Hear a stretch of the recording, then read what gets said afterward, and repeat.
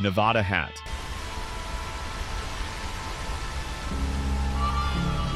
The Nevada Hat is what happens when a cowboy says, "Make me look responsible to mom, but also dangerous." Black, wide brim, perfect curve. You put this on and suddenly you're riding like, yeah, this town's under new management. Sheriff Curtis Malloy flexes this thing around Valentine like he's running a fashion show instead of a sheriff's office. And yeah, you can knock it off his head, but the second you do, every deputy in the county materializes like, "Sir, this is a Wendy's." So we don't do that. Instead, right up to Amberino, Grizzlies West, Granite Pass, Wynyard Strait, west of Bracca Station, you'll see a waterfall. Gamer rule number 1. If there's a waterfall, there's loot. Go through it and boom. Nevada Hat, sitting on a rock, just chilling. Under it is a note from Robert Elio Patchen, because in RDR2, even hats come with trauma. You leave with sheriff energy and 0 bounty. Steal the look, not the sheriff. Morion Helmet.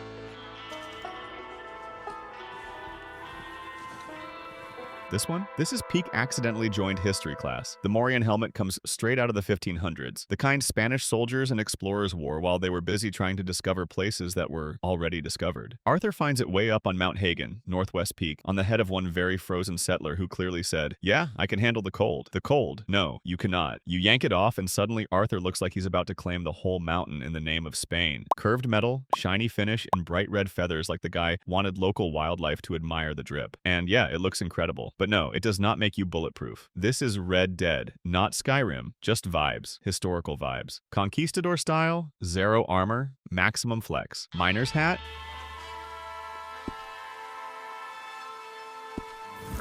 This one feels like we just unlocked Arthur Morgan Honest Citizen DLC. The miner's hat looks nothing like cowboy swagger. No curves, no sheriff energy, just a sturdy work hat. With a giant lamp strapped to the front, like it's saying, "Yeah, I actually have a job." You'll find it in Big Valley, West Elizabeth, inside Barrel's Dream Mine. There's a rock wall blocking the entrance, and Rockstar literally hands you a plunger like, "Go on, press the funny button." Boom, doors open. Head in, look around the tunnels, and there it is. Now here's where it gets cool. When Arthur puts this thing on, the lamp lights up automatically. Dark caves, night rides, hidden loot spots. You're basically a walking flashlight, and you can still use your revolver. No awkward lantern juggling. No, hold on, let me switch items. Just light and violence. Efficient. And yeah, this actually comes from real mining history. Back in the late 1800s and early 1900s, miners used helmet lamps powered by carbide gas, open flame, zero safety, pure OSHA nightmare. If it exploded, congratulations, you were a firework. So wearing this hat almost feels like stepping into that world, just with fewer explosions. Not outlaw drip, but yeah, sometimes practicality claps harder than style. Viking Helmet.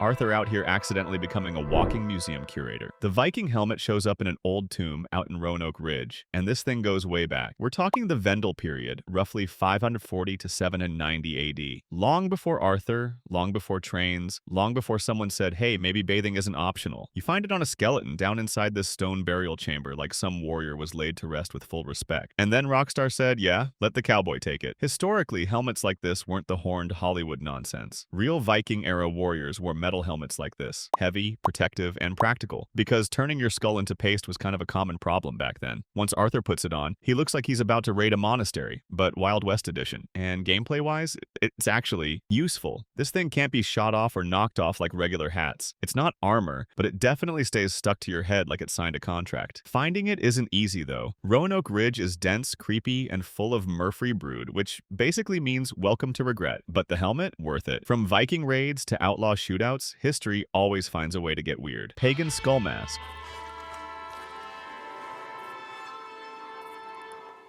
Okay, this is the moment where Red Dead stops being Cowboy Simulator and turns into, "Sir, this is a horror game." The Pagan Skull Mask is found out in Big Valley, west of Strawberry, at a pagan ritual site. You roll up thinking you might find some loot, maybe a camp, and instead there's a mutilated corpse laid out like someone said, "Yeah, let's mix arts and crafts with human anatomy." There are strange symbols on the ground, candles everywhere, ribs spread wide open, guts on display. Like the Murphy brood said, "Let's try religion." And right there on that poor body is the mask, a skull carved, decorated, and ready to haunt taunt literally anyone who sees you wear it. And yeah, this kind of stuff did exist historically. In the late 1800s, there were still folk cults, rural ritual groups, and leftover pagan traditions scattered across parts of America and Europe. Not magic powers, more like secret clubs where people loved doing creepy symbolic stuff because therapy wasn't invented yet. Put the mask on Arthur and suddenly he looks like he crawled straight out of a nightmare. It doesn't give you powers, but it will make NPCs panic and enemies think twice. And honestly, worth it. Not mystical, not holy, just pure nightmare fuel you can wear. Chinese skull cap.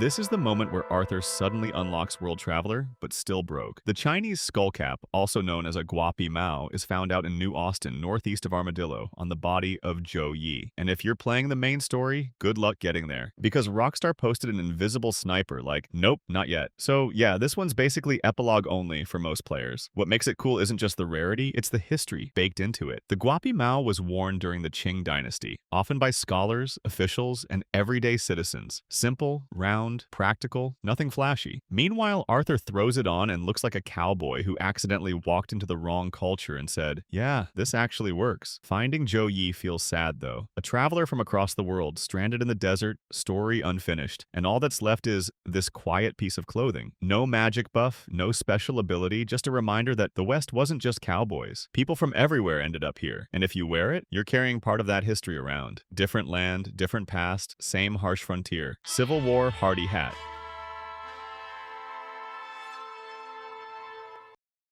This one feels like Arthur just walked straight into a history documentary, but somehow still manages to look cool. You find the Civil War Hardee Hat at Fort Brennan, west of Van Horn. Head inside, drop down into the basement, and it's like time stopped, busted walls, abandoned gear, and a war that ended decades ago but refuses to leave the room. Sitting there is the hat, waiting, like history saying, hey, you want to be sad and stylish at the same time? The Hardee Hat was real, worn by soldiers during the American Civil War. Tall crown, decorative cord, stiff brim. Officers loved these things. In RDR2, the colors suggest it belonged on the Confederate side, which instantly makes it feel heavier, not heroic, just complicated. A relic from a cause that absolutely did not age well. Arthur throws it on, and suddenly he looks like he just re-enlisted, except instead of marching, he's looting cigarette cards and robbing trains. And yeah, you'd think veterans like Joe Butler or Hayden Russell might react. Nope. Rockstar said, history. Lesson? Yes. Special dialogue? Nah. So it ends up as exactly what it should be. A reminder, not a flex. It's not about role-playing the past, it's about carrying the weight of it. Tricorn Hat.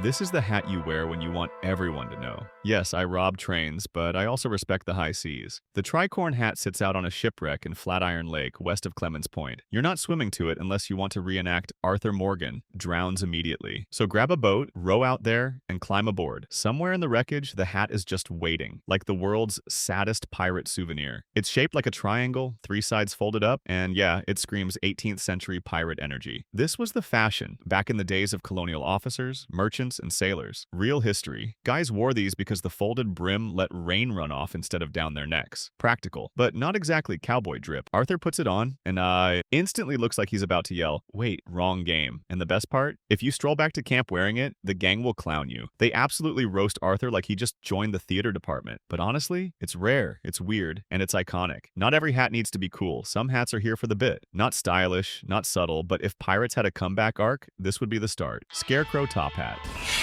Be my best friend. He left me.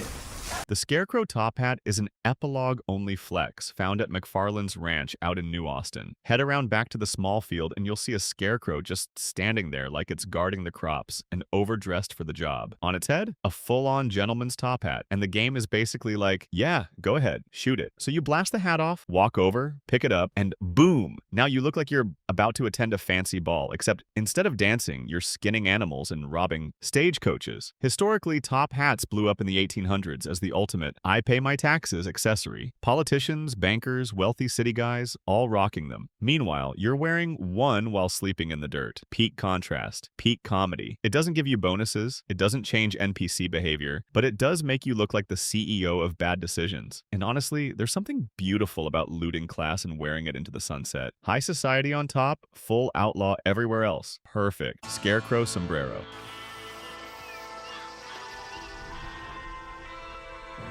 This is again one of those moments where Rockstar just said, yeah, let's let the player rob a Scarecrow. The Scarecrow Sombrero is out in the fields of Caliga Hall, between Rhodes and the mansion. Walk or ride through the crops toward the western side, and you'll spot a lonely Scarecrow posted up like he's on break. Check your map, there's usually a little badger icon nearby, which is unintentionally hilarious. And sitting right on that Scarecrow's head, a full sombrero. Not a farmer hat, not a straw hat, a sombrero. The game doesn't even try to make it deep. It basically goes, see hat, shoot hat, take hat. So you blast it off, pick it up, and suddenly you're riding through the South looking like you took a wrong turn out of another game entirely. Historically, sombreros were designed for sun protection, wide brim, high crown, hot climates. Cowboys in Mexico and the Southwest used them way before the Hollywood-style cowboy hat took over. So yeah, there's real practicality here. But for you, it's mostly just big hat energy. Zero buffs, zero reactions, just bye-byes, and one confused Scarecrow. When the Scarecrow's fit goes hard, you respect it, and then you steal it. Scarecrow Derby Hat.